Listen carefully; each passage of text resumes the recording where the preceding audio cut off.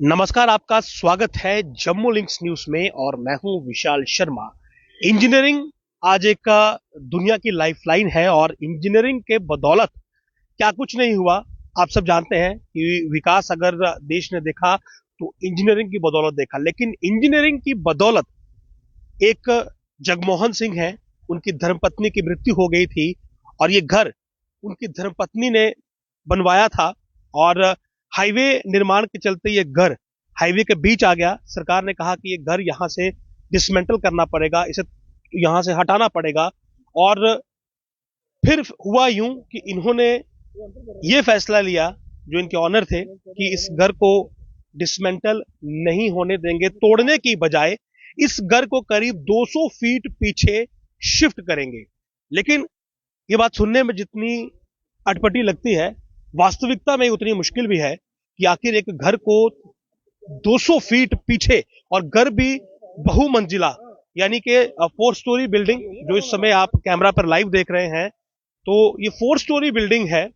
और इसे इंजीनियरिंग ने वाकई में ये साबित कर दिया। ये आप देखें जरा कि किस प्रकार से इस घर को कम से कम 200-250 फीट पीछे किया जा रहा है हाईवे से, और बिना किसी नुकसान के। सरकार ने कहा डिसमेंटल करेंगे, डिमोलिश करेंगे, लेकिन ऑनर ने कहा कि मेरी धर्मपत्नी की निशानी है, मैं इसे तोड़ने नहीं दूंगा और मैं इसे पीछे करूंगा। और बकायदा बाहर से जो इंजीनियर्स की टीम थी वो यहां पर आई और इस घर को फिलहाल ज्यादा नहीं तो 20 फीट तक पीछे खिसकाने में कामयाबी मिल चुकी है। एक बार मेरे कैमरा पर्सन आपको दिखाएंगे कि क्या टेक्निक इस समय यहां पर इंप्लीमेंट की जा रही है। ये देखिए, और ये जो आपको नीचे आरसीसी दिख रही है, यहां पर ये पहले घर था जहां पर ये लेबर, इस समय ये व्यक्ति लेबर का ये जो घूम रहा है, यहां से इसे खिसका कर जो है पीछे अब कम से कम 10 फीट तक जो है वो पीछे पहुंचाया गया है। और अभी भी देखेंगे तो वो लेबर अभी काम कर रही है। ये लोग जो है ये वही टेक्निकल टीम है जो कि इस घर को बिना किसी नुकसान के 200 फीट पीछे लेकर जाएगी। घर एक बार आप बाहर से देख सकते हैं, ये हाईवे पर आया था और हाईवे का जब सर्वे हुआ तो ये फैसला हुआ कि हाईवे चौड़ा होगा, सड़क माफ करिएगा, जो सड़क है वो यहाँ पर चौड़ी होगी और इसीलिए इस घर को यहाँ से हटाना होगा, डिसमेंटल करना होगा, डिमोलिश करना होगा।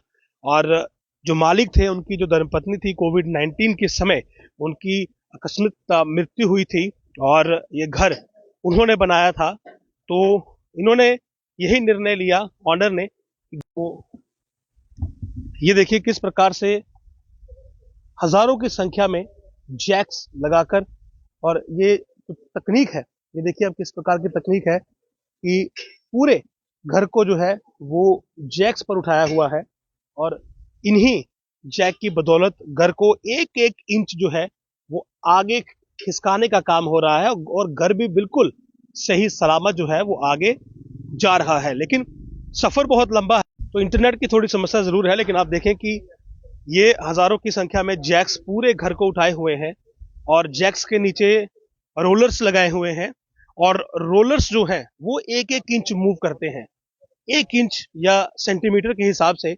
और क्योंकि मैंने इंजीनियरिंग का इसलिए यहाँ पर इस्तेमाल कैप्शन में किया कि जो भी हो ये संभव इंजीनियरिंग की बदौलत ही हो पाया है।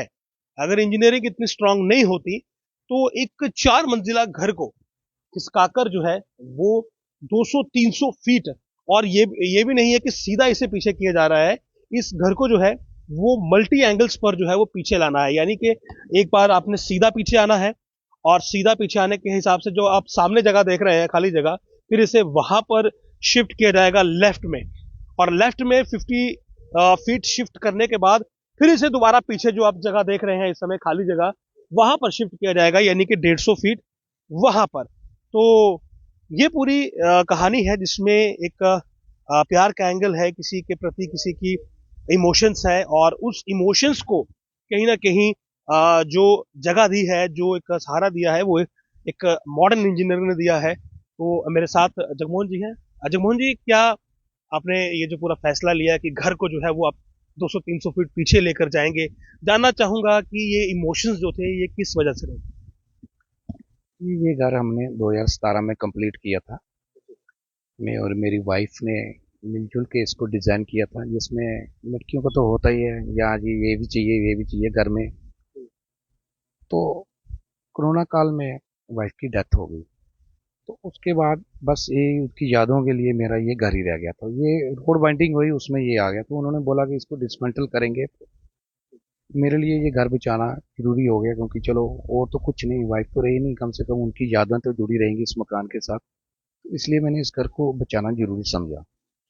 तो इस घर में उन्होंने कुछ पैसा भी तो काफ़ी लगेगा इसमें, 50 से 60 लाख उन्होंने बोला कि इसमें इसको शिफ्ट करने में लगेगा। तो 2-3 महीने उन्होंने टाइम दिया था, लेकिन वो तो हो गया, लेकिन आप बोलते हैं कि 2-3 से 3.5 महीने और लग जाएंगे। तो मैंने कहा चलो पैसे की कोई बात नहीं, टाइम की कोई बात नहीं, यादों से बढ़कर तो कुछ हो नहीं सकता।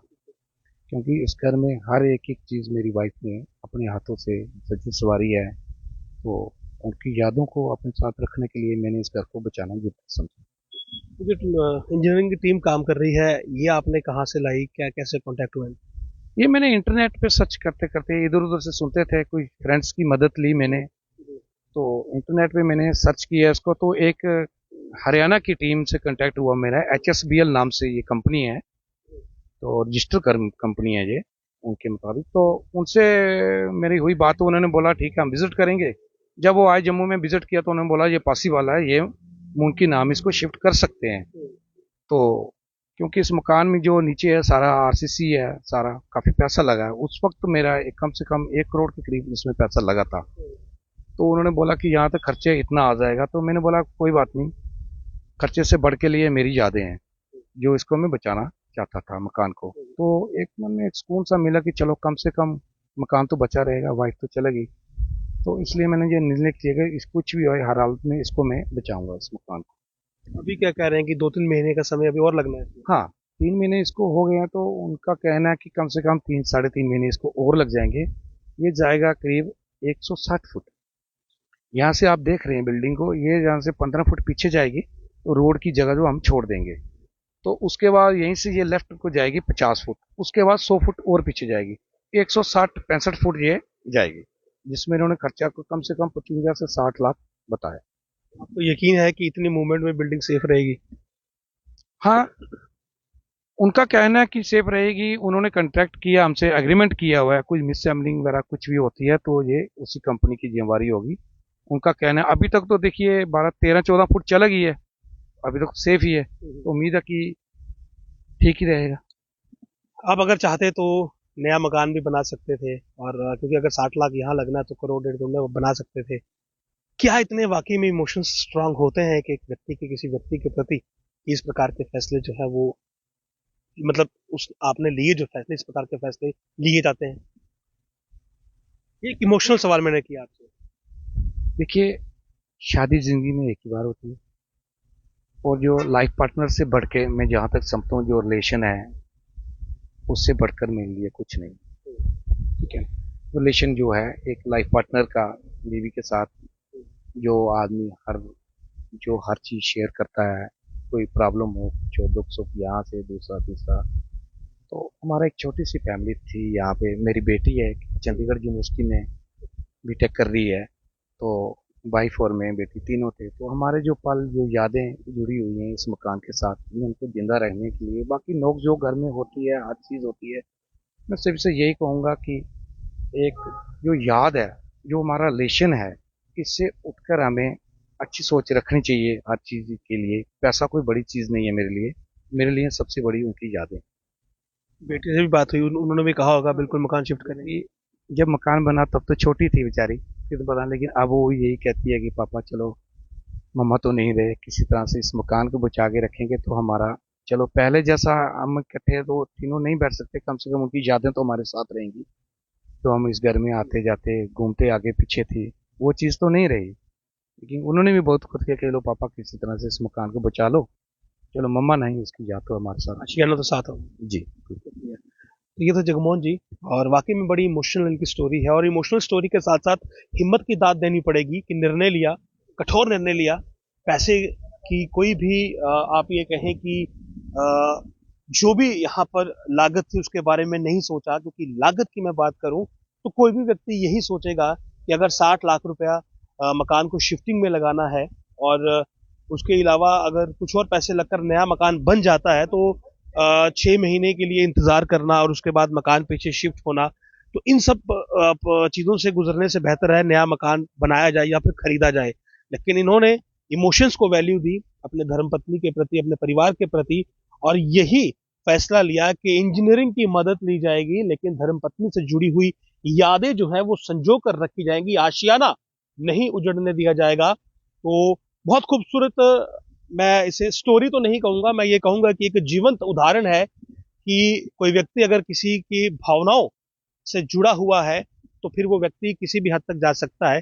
फिर जो पैसा है वो बीच में मायने नहीं रखता है।